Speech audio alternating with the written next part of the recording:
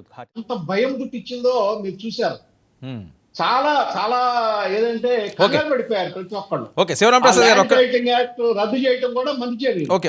ఒక్క నిమిషం శివరాం ప్రసాద్ గారు. రాంబాబు గారు తూర్పుగోదావరి జిల్లా నుంచి మరొక కాల్ వచ్చారు. రాంబాబు గారు నమస్తే అండి. నమస్తే అండి.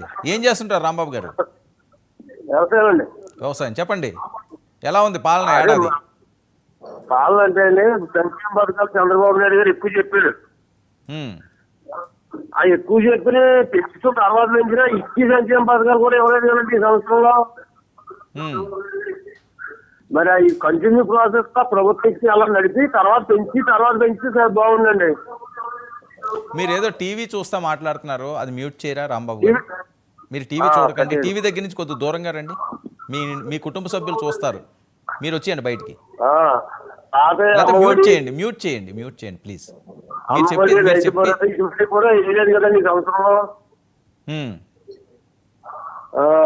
పెంచుతుంటే దేవుడు అలా ఉన్నాయి కదా చేయగలి ఈయన. రాంబాబు గారు మీరు మ్యూట్ చేయాలండి టీవీని. టీవీ మీరు చూడొద్దు అసలు. మీరు టీవీ చూసి మాట్లాడితే మాకు రిజిస్టర్ అవ్వదు మీ వాయిస్. నేను బయటకు వచ్చానండి. ఓకే మాట్లాడండి. అదే ఇప్పుడు పెంచుతున్నారు దేవుడు ఎరుగు ఉన్నాయి ఖర్చు అయ్యాడు కదా ఈ సంవత్సరంలో ఇవ్వలేదు కదా.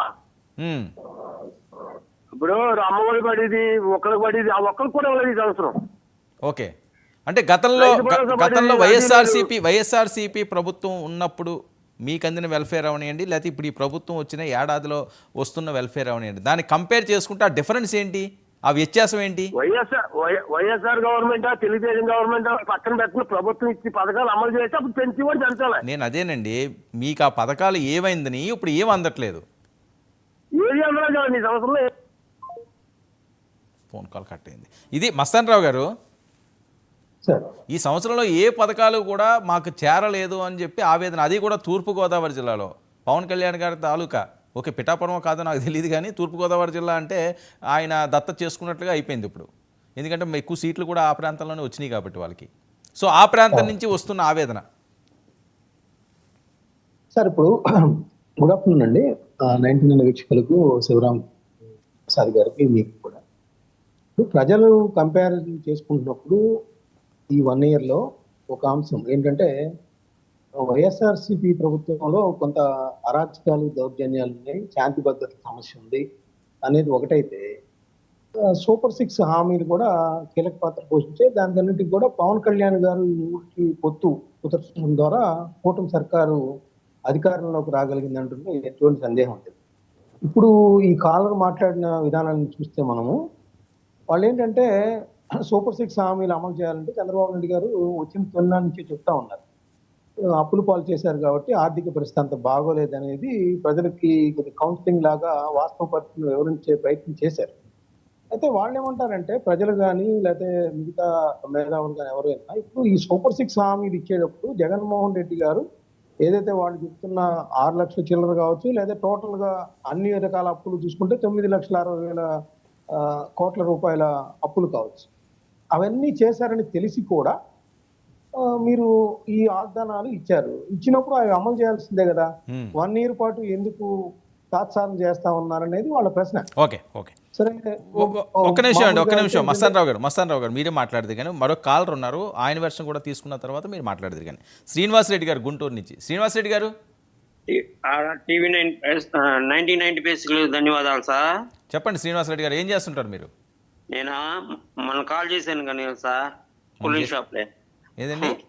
మొన్న ఒకసారి కాల్ చేశాను కదా. అయితే కానీ సారు ఆయన జగన్ తిడుతూ ఉంటారు. జగన్ అయిపోయి 1 సంవత్సరం అయింది. ఆయన జపం చేస్తారు ఏంటి సార్? వీళ్ళు మేమేం చేస్తాం చెప్పాలి. జగన్ 2 సంవత్సరాలు కరోనాతో అల్లాడిపోయాడు. 3 సంవత్సరాలే కదా జగన్ పాలన చేసింది. వీళ్ళు మేమేం చేస్తాం చెప్పకుండా జగన్ మీద పడి అది చేయలేదు ఇది చేయలేదు, మేము ఇన్ని కోట్లు అప్పు చేశారని చెప్పారుగా పథకాలు ఇస్తామని చెప్పింది. ఏం చేయకుండా జగన్ మీద పడి ఏడుస్తుంటారు ఏంటి సార్ తేపకి వీళ్ళు? జగన్కి 45% ఓటింగ్ వచ్చింది. నా జగన్ అమ్మ ఒకడు తిక్కలో కాదు, జగన్కి అందరూ ఉన్నారు. జగన్కి ఓట్లు వేసిన వాళ్ళందరూ మంచోళ్ళు కాదా? కాకపోతే ఏంటంటే కూటమి ఎక్కువ హామీలు ఇచ్చి జనాలకి ఆశ చూపించి ఎట్టో గట్ట గెలిచారు. పిల్లలు లేచిన కాడి నుంచి డిబేట్లు పెట్టిన కాడి నుంచి జగన్ అవినీతి చేశాడు, జగన్ దోశాడు, జగన్ సార్ నేను చెప్తున్నా, నువ్వు రాండి, నేను వేరే నెంబర్ కవర్ ఇస్తా, ప్రతి కోటా కాడికి వెళ్దాం, అక్కడ కొని పక్కన బియ్యం లారీ ఆటోలు ఎత్తపోతే అప్పుడు అడుగు. వచ్చి 6 రోజులుగా కొత్త పథకం వాళ్ళు అమలు చేసింది సార్. చెప్పండి 6 రోజులు అయింది సార్, వాళ్ళు 6 రోజులు అయింది కొత్త సిస్టమ్ తెచ్చి. కొత్త సిస్టమ్ లో ప్రతి కోటా కాడికి వెళ్ళండి, మీ అదే మామూలు సామాన్యులాగా వెళ్ళండి. ఇంటింటికి ఊరికి మందు షాపులు పెట్టినారు కానీ ఇయటానికేమో ఇవన్నీ అవినీతి అంటారు. ఇప్పుడు ఉన్నారు కదా 1 year నుంచి అవినీతి చేసిన వాడిని అయితే లోనేయొచ్చు జగన్ని. ఇటు నుంచి మొన్న అప్పుడు మాగంటి శ్రీనివాసరెడ్డి ఉన్నాడు, లిక్కర్ స్కామ్ లో అన్నారు. లిక్కర్ స్కామ్ లో చిక్కినోడు అయితే టీడీపీలోకి ఎందుకు రానిచ్చుకున్నారు, టికెట్ అట్టు ఇచ్చారు. ఇటున్న వాళ్ళందరూ రానిచ్చుకున్నామో ఉత్తములు అవుతారు సార్. ఇటు ఉన్నప్పుడేమో దోపిడీ చేసేవాళ్ళు, ధన్యాయం చేసేవాళ్ళు. లడ్డు ఇష్యూ ఏం చేశాడు పవన్ కళ్యాణ్? సదాన ధర్మం అన్నాడు కదా, లడ్డు గురించి ఏం చేశాడు? మన గోడ కూలిపోతే ఏం చేశాడు? పావచ్చు కాడికి పోయి అడగొచ్చుగా అందరినీ. కసాయి మాటలు వేసుకొని చెప్పడం కదా సార్. జగన్కి 40% ఓటింగ్ ఉంది, వాడికి 6% ఉంది పవన్ కళ్యాణ్కి. ఈయన జగన్ చిక్కంత మాత్రం పడాడు. ఓకే మనం గౌరవంగా మాట్లాడుకుందాం శ్రీనివాసరెడ్డి గారు. సార్ నేను చెప్పేది ఆడు ఈడు అని మనం ఎవరిని కూడా మాట్లాడొద్దు సార్. సీఎం కొడుకు, ఉమ్మడి రాష్ట్రం సీఎం కొడుకు, అంత ఆశామాసిగా ఏం లేడు. కాకపోతే వాళ్ళకి కాలమాలకోలు ఇచ్చింది. మనం అంటారు చూడు, ఇక్కడ తినక గ్యారలు లేదని, అట్లా వీళ్ళు 1 ఇస్తామంటే 2, 3 ఇస్తామని చెప్పి ఆశ తిరిగి మోసం చేసినారు. ఓకే సార్ ఇంకోటి చెప్తాను, పేద ప్రజలకి స్కూల్ పెట్టడం తప్ప అది. మళ్ళీ 20 లక్షల వరకు ఆరోగ్యశ్రీ పెట్టడం తప్ప జగన్ చేసింది.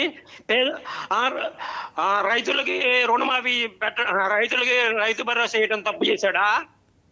ఓకే, సో అప్పుడు పాలనే బాగుంది అంతేనా? అది కాదు సార్, వాళ్ళు ఏం చెప్పారు, మేమేం చెప్పారు, ఎక్కిన తర్వాత ఎమ్మడే చెప్తామన్నారు. ఈ 1 year డబ్బులు ఏమి ఇవ్వాలిగా పేద ప్రజలకి, వాళ్ళు చెప్పారు కదా. ఓకే శ్రీనివాసరెడ్డి గారు మీ ఆవేదన అర్థమైంది. హామీలే తప్ప ఆచరణ అంటూ లేదు అంతేనా? Right, okay. మస్తాన్ రావు గారు, ఇదండి శ్రీనివాసరెడ్డి గారు ఏదో మసిపూసి మారేడుగా